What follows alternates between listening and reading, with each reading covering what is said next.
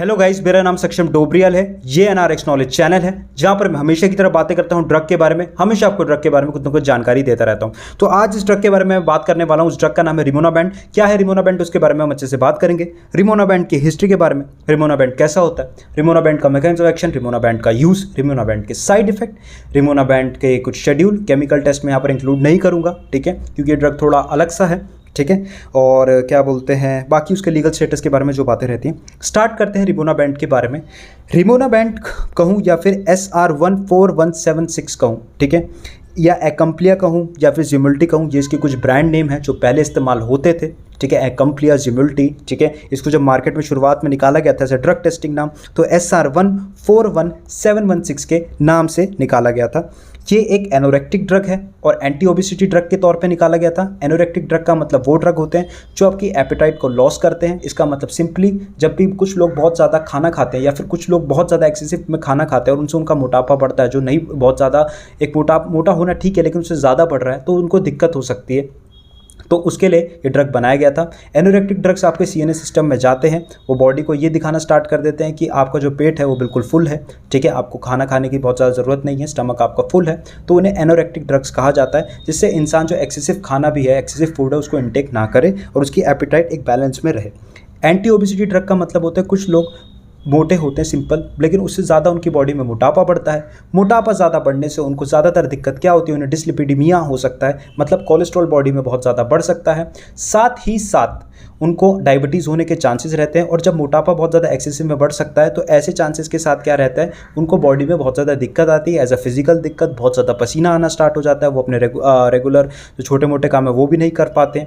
और साथ ही साथ आपकी बॉडी में एक्सेसिव फैट आपको अलग अलग बीमारियां दे सकता है, जैसे मैंने आपको बताया डिस्लिपिडीमिया और कोलेस्ट्रॉल, और बहुत अलग अलग, जैसे क्या होता है इसी में आता है वैसे तो डायबिटीज़, ऐसी चीज़ें दे सकता है, और भी कुछ अलग अलग बीमारियां हो सकती हैं।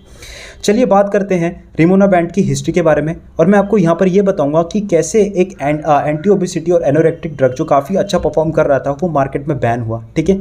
इसका सिंपल ये कारण था वैसे तो कि कुछ ऐसे रिसेप्टर पर जाके काम कर रहा था जहाँ पर मोस्टली नार्कोटिक ड्रग्स जाके काम करते हैं, और वहाँ पर इसकी कुछ थोड़ी सी छेड़छाड़ होने से इसको बैन करना पड़ा। चलिए बात करते हैं रिमोनाबैंड के बारे में। रिमोनाबैंड जो है वो सबसे पहले सैनफोय अवेंटिस नाम की जो कंपनी है, सैनफोय अवेंटिस नाम की जो कंपनी है, उसने इसको डिस्कवर्ड किया था, ठीक है, उन्होंने बनाया था। और ये एनोरेक्टिक और क्या बोलते हैं एंटी ओबेसिटी ड्रग के तौर पे निकाला गया था। मैंने आपको समझा दिया था दोनों क्या होते हैं, ठीक है। और भी इसके काफ़ी इस्तेमाल हैं, वो मैं आपको आगे बताऊंगा, ठीक है। जून 21, 2006 में यूरोपियन कमीशन ने इसे अप्रूव करा गया सेल के लिए, और इसे मार्केट में सेल के लिए निकाला गया। और उन्हें उन पेशेंट्स को दिया गया, देखिए हर जगह के ना एक जैसे अप्रूव कर दिए जाते तो हर जगह का अलग अलग रहता है ड्रग को अप्रूव करने के। जैसे अमेरिका में USFDA है, अमेरिका में USFDA है, भारत में CDSCO है, ऐसे रहता है। और यूरोपियन कमीशन का एक अलग सा होगा कुछ ना कुछ, ठीक है, मुझे अभी याद भी नहीं आ रहा है, ऐसे रहता है। तो उनकी एक वो रहती है, उन्होंने एक डाटा निकालते हैं, हर टाइम पे एक डाटा निकलता है, जैसे ग्लोबल मास इंडेक्स होता है, जैसे कि मान लीजिए पॉपुलेशन इंडेक्स होता है। तो उन्होंने एक इंडेक्स निकाला, उन्होंने कहा कि जो लोग 30 kg मीटर स्क्वायर मतलब उनका जो बॉडी मास इंडेक्स है या 27 kg मीटर स्क्वायर से ऊपर जिनका ज़्यादा बढ़ा हुआ है, उन लोगों को दिक्कत है, और वो लोग एक तरह से बहुत ज़्यादा एक्सेसिव मोटापे के शिकार हैं, तो उन लोगों के लिए ये ड्रग प्रिस्क्राइब करा जाएगा। और ये ड्रग जो है वो डायबिटीज़ में भी बहुत अच्छा काम करने लग गया और डिस्लिपिडीमिया में भी काम करने लग गया। डिस्लिपिडीमिया क्या होता है, एक ऐसा मेटाबॉलिक डिसऑर्डर होता है जिसके अंदर क्या होता है कि आपकी बॉडी के अंदर जो ब्लड है उसमें जो सारे फैट्स रहते हैं अलग अलग टाइप के, बॉडी में लिपिड कह सकते हैं, उनका ना छेड़छाड़ हो जाती है ऊपर नीचे, और उससे ना आपको बहुत ज़्यादा चांसेस होते हैं कि एथेरोस्क्लेरोसिस नाम की जो बीमारी होती है, मतलब एक तरह से फैट और ग्लोब्यूल्स की बहुत गठरी बन के हार्ट अटैक के आगे जाके चांसेस होना, ऐसे चांसेस हो सकते हैं। तो उस टाइम पे इस ड्रग को अप्रूव करा गया है, ठीक है। USFDA ने इसे 2005 में अप्रूव किया था, USFDA, ठीक है। तो 2005 से पहले पूरे यूरोप में अप्रूव्ड हो गया, और 2005 के वक्त USFDA, जहाँ पर USFDA की बात आ रही है तो साफ सीधी बात है, हम यहाँ पर क्या बात कर रहे हैं, हम यहाँ पर ये बात कर रहे हैं कि अमेरिका में इसको अप्रूव कर दिया गया था। अप्रूव तो कर ही रहे थे, 2005 में एक एप्लीकेशन डल गई थी, लेकिन 2007 के वक्त क्या हुआ, एक उनकी वहाँ पर जो रहती है एक प्राइवेटली वहाँ पर ना क्या रहता है कि कुछ एजेंसीज़ रहती हैं, जैसे जॉन हॉपकिंस साइकेट्रिक वो रहता है, एक मैंने बताया होगा LSD की वीडियो में भी, जॉन हॉपकिंस साइकेट्रिक सेंटर है, वो सब रिसर्च करते हैं प्राइवेटली किस चीज़ के ऊपर कि जो साइकेट्रिक ड्रग्स हैं वो काम कैसे करते हैं, उस पर रिसर्च चलती है। हमारे यहाँ पर तो गवर्नमेंट ऑर्गेनाइजेशन होती है जैसे नेशनल कैंसर इंस्टीट्यूट, वहाँ पर प्राइवेट होता है सब कुछ, लगभग प्राइवेट लोग अपनी रिसर्च करते हैं, उनके सेंटर्स होते हैं, क्योंकि अमेरिका कैपिटलिस्ट इकोनॉमी है और उसका जो पूरी इकोनॉमी है वो प्राइवेट सेक्टर वाले लोग ही ज़्यादा डोमिनेट करके चलाते हैं, ठीक है, इकोनॉमी के टर्म में अगर मैं बात बोलूँ। तो endocrine and metabolic drug advisory board ने कंक्लूड किया कि सनफॉय अमेंथिस डेमोस्ट्रेट करने में फेल हो गई है, मतलब ये दिखाने में फेल हो गई कि इस ड्रग के जो मतलब जो साइड इफ़ेक्ट्स हैं उसके बारे में इन्होंने ज़्यादा बताया नहीं है, और ये नहीं बता पा रहे हैं कि इसके जो यूज़ से ज़्यादा तो मुझे लग रहा है इसके साइड इफ़ेक्ट ज़्यादा है, और इन्होंने साइड इफ़ेक्ट के बारे में इतना अच्छे से डेमोस्ट्रेट करके नहीं बताया कि क्या है, क्योंकि मार्केट में साइड इफ़ेक्ट्स को भी देख रेख के उतारना पड़ता है, ये बहुत ज़्यादा ज़रूरी है, ठीक है। क्लिनिकल ट्रायल्स होते हैं, फेज़ 4 के अंदर भी ऐसा होता है कि ड्रग मार्केट में आ भी जाता है, अगर उसके साइड इफ़ेक्ट बहुत ज़्यादा जनता पे दिखते हैं तो उसे मार्केट से वापस ले लिया जाता है, ठीक है। लेकिन उसी साल 2007 के बीच क्या हुआ था कि ब्राज़ील में इसको अप्रूव कर दिया गया था, और ब्राज़ील में अप्रूव करने के बाद क्या हुआ था, 2008 जो बता रहा हूँ मैं, अमेरिका में इसके लिए एप्लीकेशन दी तो गई थी लेकिन खारिज कर दी थी, रिकमेंड नहीं कर पा रहे थे वो, ठीक है। तो 2007 के बीच क्या हुआ था, ब्राज़ील में अप्रूव कर दिया गया था, और 2008 में यूरोपियन मेडिकल एजेंसी और कमेटी फॉर मेडिकल प्रोडक्ट ने ये वाली बात कही कि इस ड्रग के को मार्केट से विड्रॉ कर लिया जाए, वापस ले लिया जाए, क्योंकि इस ड्रग के बहुत ज़्यादा सीवियर साइड इफ़ेक्ट दिखे जा रहे हैं, और वो साइड इफ़ेक्ट ये देखे जा रहे हैं कि इसके इंसान जो भी ले रहा है इसको, पेशेंट जो भी इसको ले रहा है, उसको सीरियस साइड इफ़ेक्ट ये हो रहे हैं कि उसको साइकेट्रिक इफेक्ट हो रहे हैं, दिमाग पे इफेक्ट पड़ रहा है, इफेक्ट पड़ने के कारण इंसान डिप्रेशन में जा रहा है, एंजाइटी हो रही है, और बहुत सारे लोगों को सुसाइडल बिहेवियर आना स्टार्ट हो रहे हैं, सुसाइड बहुत लोग करने का चांसेस ऐसे दिमाग में उनके घूम रहा है, और वो लोग साइकेट्रिस्ट के पास बहुत विजिट कर रहे हैं इस ड्रग को लेने के बाद, ठीक है। तो 2008 के बीच इसको रोक दिया गया, और 2009 के बीच इसे भारत में भी प्रोहिबिटेड कर दिया गया, इसको बेचना या खरीदना उसके ऊपर पूरा प्रतिबंध लगा दिया गया। आगे थोड़ा हम बात करते हैं, और वो ये बात करते हैं इसकी स्ट्रक्चर और केमिस्ट्री के बारे में कि कैसे दिखने में था। ये एक कार्बोहाइड्रोसाइड डेरिवेटिव है, इसका आयुपैक नेम ही 5,4 क्लोरोफिनाइल 1,2 डाइक्लोरोफिनाइल 4 मिथाइल 1 पैराजोल 3 कार्बोक्सिलिक एसिड है, और ये मुझे याद नहीं है, ये मैंने लिख के रखा है, काफ़ी बड़ा नाम है, पर एक कार्बोहाइड्रोसाइड डेरिवेटिव है, ठीक है। और इसके अगर मैं डोजेज की बात करूँ तो ये टैबलेट ओरली आता था, टैबलेट और कैप्सूल के फॉर्म में 5 mg से 20 mg के बीच आता था। 20 mg जो है वो काफ़ी स्ट्रॉन्ग डोज में मान सकता हूँ, ठीक है। इसका ज़रा हम बात कर लेते हैं मैकेनिज्म ऑफ एक्शन के बारे में, ठीक है। एक चीज़ और बता देता हूँ, जब इसको लिया जाता था तो इसको खाने से पहले लिया जाता था, आधा घंटा पहले जो रहता है वैसे लिया जाता। इसकी हम थोड़ा बात कर लेते हैं मैकेनिज्म ऑफ एक्शन के बारे में कि शरीर के अंदर कैसे काम करता है, ये बहुत ज़रूरी है। देखिए इतनी सारी बातें हो रही हैं, और एंटी ओबेसिटी ड्रग है, ठीक है, एनोरेटिक ड्रग है, और इस ड्रग के मार्केट से विड्रॉ होने का कारण साइकेट्रिक इफेक्ट क्यों पड़ रहा है ये जानना बहुत ज़्यादा ज़रूरी है, ठीक है। तो ये मैं आपको बता देता हूँ क्यों है। जैसा मैंने आपको बताया कि कहीं ना कहीं एक नार्कोटिक रिसेप्टर्स पे जाके ही काम कर रहे हैं, जो नार्कोटिक ड्रग जैसे काम कर रहे हैं, तो इसका भी बिल्कुल वैसी एक्शन है। ये बॉडी के अंदर इन्वर्स एगोनिस्ट काम करता था। इन्वर्स एगोनिस्ट किसके रिसेप्टर पे काम करता है, CB1 रिसेप्टर, कैनाबिनॉइड रिसेप्टर। मैंने आपको बताया कि कैनाबिस को जब एक्टिवेट करा जाता है तो कैनाबिस रिसेप्टर 1 और 2 पे काम करा जाता है, इसमें कैनाबिस रिसेप्टर 1 CNS में होता है, ठीक है, गाबा न्यूरॉन्स के पास ही पास। तो जब ये कैनाबिस रिसेप्टर पे जाता था वहाँ पर इन्वर्स एगोनिस्ट काम करता था। इन्वर्स एगोनिस्ट का मतलब है कि बॉडी में जाके उसी सेम रिसेप्टर पे जाएगा, जिससे बॉडी रिसेप्टर और जो टारगेट रहेगा, मतलब टारगेट पे जब पहुँचेगा ड्रग मॉलिक्यूल तो उसे लगेगा ये वही है, लेकिन जैसे उस पर अटैच होगा तो ये अपना उल्टा काम करना शुरू कर देगा। एंटागोनिस्ट अपना उल्टा काम नहीं करते, वो अपना काम ही नहीं करते, वो बस बंद करते हैं। तो मैं आपको सिंपली बता दूं, इन्वर्स एगोनिस्ट बिल्कुल वैसे ही है जो क्लाइमैक्स के टाइम पे हमें पहले लगता है हीरो है, लेकिन क्लाइमैक्स के टाइम पे वो अपना विलन वाली पर्सनैलिटी दिखा देता है। वही चीज़ मैं आपको बताना चाह रहा हूँ। तो CB1 रिसेप्टर, या फिर हम कह सकते हैं CB1 रिसेप्टर ब्लॉकर है। अब CB1 रिसेप्टर एक ऐसा रिसेप्टर है जो हमारी बॉडी के अंदर बहुत इंपॉर्टेंट रोल प्ले करता है, ठीक है। ये G कपल प्रोटीन रिसेप्टर होते हैं, तो ये थोड़ी जब इन पे बॉडी पे एक्टिवेट होते हैं तो काफ़ी देर में, आधे घंटे में एक्टिवेट करके काम करते हैं। बहुत सारे 4 टाइप के रिसेप्टर होते हैं। लिगैंड गेट बहुत जल्दी काम कर देते हैं, जैसे निकोटीन रहता है, ठीक है। तो 4 टाइप के ऐसे रिसेप्टर होते हैं, खैर इतना डीप नहीं जाएंगे। तो बॉडी के अंदर जो कैनबिस रिसेप्टर को जब हम एक्टिवेट करते हैं तो हमारी लर्निंग, ठीक है, हमें रिलैक्सेशन, हमारा फूड इनटेक, कामनेस, ड्रग क्या बोलते हैं, बहुत ज़्यादा लोग जो ज़्यादा गांजा चरस पीते हैं या कुछ भी ऐसी कैनबिस प्रोडक्ट का यूज़ करते हैं, उनकी बॉडी में ओवर एक्टिवली बढ़ा होता है। नॉर्मली ये हमारी बॉडी में रहता है और हम इसे मेडिटेशन या चॉकलेट खा के भी एक्टिवेट कर सकते हैं।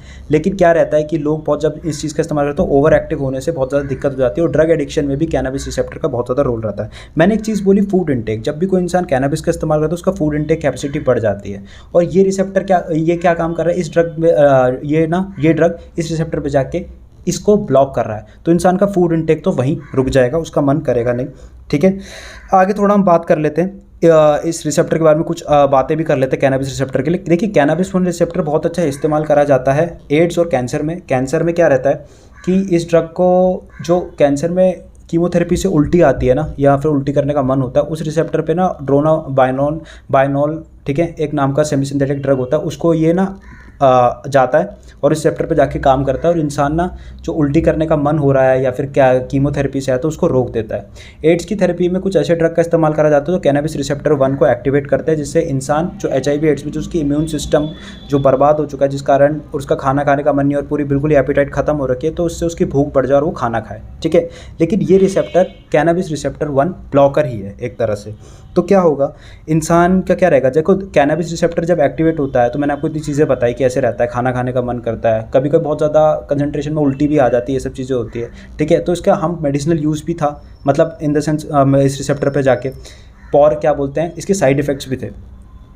ये ड्रग तो देखो जैसी बॉडी में इंसान कोई लेता था 20 mg या 5 mg या फिर 20 mg तक ले जा रहा, तो वेट लॉस होना स्टार्ट होता था, उसकी बॉडी में वेस्ट या फिर बेली फैट होता था वो बहुत ज़्यादा कम होना स्टार्ट हो जाता था, इंसुलिन बहुत ज़्यादा अच्छे बढ़ जाती थी और HDL बढ़ जाता था, high density lipoprotein. High density lipoprotein का बहुत बड़ा रोल रहता है हमारी बॉडी के अंदर, हमारी जो लिपोप्रोटीन फैट्स रहता है वो अच्छे से बॉडी में रहे।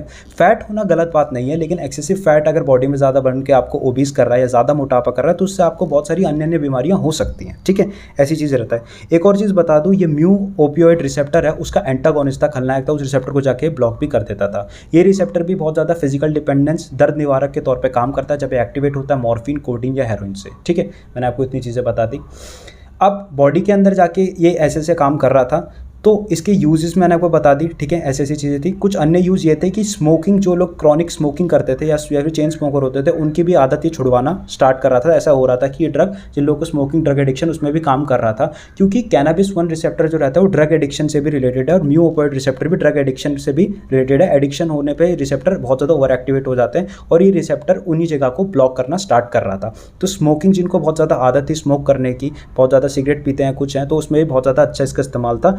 डायबिटीज़ में इस्तेमाल था, फैट लॉस तो कर ही रहा था, वेट लॉस कर रहा था, ये सब इसके कुछ इस्तेमाल थे। लेकिन इसके साइड इफेक्ट ये आने लग गए कि इंसान को इंसोम्निया होना स्टार्ट हो गया, नींद नहीं आ रही थी, उल्टी जैसा मन होने लग गया, वॉमिटिंग आना स्टार्ट हुई, डायरिया रहा, फटीग रहा और कुछ लोगों को मतलब थकान रहने लग गई। ठीक है, पेट खराब होने लग गया। साथ ही साथ इसका मेजर साइड इफेक्ट ये देखा गया कि लोगों को एंजाइटी, डिप्रेशन और सुसाइडल बिहेवियर, और कुछ 5 लोगों ने, मतलब 2008 के कुछ आंकड़ों में अनुसार बोला जाता है यूरोप में 5 लोगों ने सुसाइड करी। अब ये सुसाइड क्यों हो रही है और मैं आपको बताता हूँ क्या रीज़न है। कैनाबिस 1 रिसेप्टर जो है वो बॉडी में नेचुरली एक्टिवेट भी हो जाता है मेडिटेशन से, चॉकलेट खाने से, ठीक है, कोई जॉयफुल काम करने से, और ये काम आपकी बॉडी में एनंदामाइड नाम का एक न्यूरोट्रांसमीटर करता है, जिसमें आनंदामाइड एक संस्कृत वर्ड है जिसका मतलब होता है आपको अच्छा लगना, और अमाइड एक CONH2 केमिकल ढांचा है। ये बॉडी में वैसे नेचुरली एक्टिवेट हो जाता है। कुछ लोग जो चरस का इस्तेमाल करते हैं, शुरुआती तौर पे उनका जो ये केमिकल बॉडी के अंदर रहता है वो नॉर्मल रहता है, लेकिन धीरे धीरे करके ओवर एक्टिव हो जाते हैं कैनाबिस 1 रिसेप्टर और उनको उनकी आदत पड़ना शुरू हो जाती है। लेकिन ये जब रिसेप्टर इसी नॉर्मली आपका कैनाबिस रिसेप्टर के जो न्यूरोट्रांसमीटर है उन्हें ही ब्लॉक कर दे रहा है, तो बॉडी के अंदर ना एक इम्बैलेंस हो जा रहा है ब्रेन डेराइव्ड न्यूरोट्रॉपिक फैक्टर्स का, नॉरएपिनेफ्रिन, डोपामिन और सेरोटोनिन, जिस कारण इंसान का जब इम्बैलेंस होना शुरू होता है तो उसे एंजाइटी होना स्टार्ट होती है, उसको अच्छा लगना कम हो जाता है, उसको धीरे धीरे डिप्रेशन होता है, फिर इंसान के अंदर सुसाइडल थॉट्स आना बहुत ज़्यादा शुरू हो जाते हैं। तो इस कारण क्या होता है कि जब तुम्हारी वो नॉर्मली न्यूरोट्रांसमीटर के साथ छेड़छाड़ करने लग गया ये ड्रग, तो इंसान को अजीब सा होना स्टार्ट होने लग गया, उसको सुसाइडल थॉट्स आने लगे और बहुत लोगों ने सुसाइड करी, जैसा मैंने आपको अभी आंकड़ों में बताया। तो इसी कारण इसे मार्केट से बैन करना पड़ा। ठीक है, मैंने आपको ये बात भी समझा दी कैसे ये ड्रग एडिक्शन में भी काम आ रहा था ड्रग, लेकिन इस ड्रग की दिक्कत ये होने लग गई कि ये आपके नेचुरली न्यूरोट्रांसमीटर के साथ छेड़छाड़ करने लग गया और सुसाइडल बिहेवियर बहुत ज़्यादा लोगों में बढ़ गया, तो मार्केट से इसे विड्रॉ करना पड़ा, निकालना वापस पड़ा। ठीक है, ओके। बॉडी के अंदर ये हिपैटिक में, मतलब आपके लिवर में मेटाबोलाइज होता है, किडनी में एक्सक्रीट आउट होकर निकल के ये आपका 83% आपका फीकल, आपके जो मल है वहाँ से निकल जाता है। ठीक है, ऐसे इसकी कुछ बातें हैं। कुछ इसके ड्रग इंटरेक्शन है कि बेंजोडाइजिपीन, अल्कोहल, ठीक है, आपके एंटीवायरल ड्रग्स, ठीक है, और ओपियोइड्स, इनके साथ ये ड्रग नहीं देते हैं और इस ड्रग का कोई इस्तेमाल भी अब इतना नहीं है। ठीक है, हो सकता है कि कुछ कंट्रीज़ में इसको तब भी लीगल कर रखा हो, बहुत ही स्मॉल मैनर ऑफ क्या बोलते हैं ट्रीटमेंट में, बट मैं इतना नहीं मानता हूँ। आगे बात कर लेते हैं। इसका जो शेड्यूल है वो शेड्यूल है इसका X और शेड्यूल 1 में मैं इसे डालूंगा। एक्स तो कह सकते हैं कि एज ए नार्कोटिक ड्रग करते हैं, क्योंकि कई लोग इसके ना हैबिट फॉर्मिंग भी हो गए थे, वो इसका बार बार इस्तेमाल करे जा रहे थे और बार बार ज़्यादा इस्तेमाल करने के कारण ये हो रहा था कि उनका वेट लॉस हो ना हो पर वो सुसाइड की तरफ ज़्यादा जाने लग गए, उनकी बॉडी में डिप्रेशन बहुत ज़्यादा होने लग गया। आप इस वीडियो को देखने से पहले मैं आपको एक और बात बता दूं, आप कैनबिस की वीडियो देखेंगे तो आपको ज़्यादा अच्छे से समझ आएगा, मैं पहले बोलना भूल गया।